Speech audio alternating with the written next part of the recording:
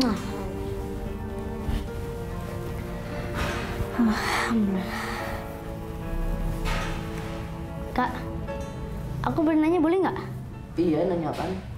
Nih, tadi ibu bilang positif sama negatifnya HP itu kan beda. Nah, bedanya apa, Kak? Oh, positif dan negatif HP. Nih, positifnya, kamu nggak tahu Masjidil Haram, bentuknya Masjidil Haram. Kamu tinggal search deh di handphone.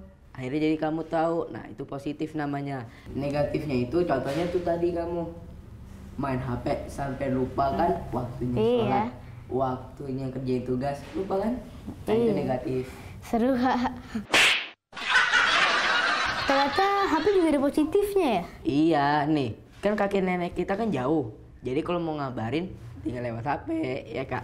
Nah, terus kalau kita lagi di luar, ibu lagi masak di rumah. Nah, terus ibu tinggal telepon. Ibu nggak usah nyari-nyari keluar, langsung telepon. Al, ada di mana? Ya kan? Ya udah, makasih, Kak. Jadi, Kak, ada sih? Ya udah, tapi lipat dulu sajadahnya. Oke. Aduh.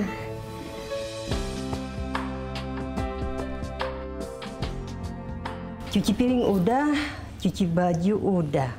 Alhamdulillah sudah selesai semuanya. Sekarang waktunya mau pasar nih.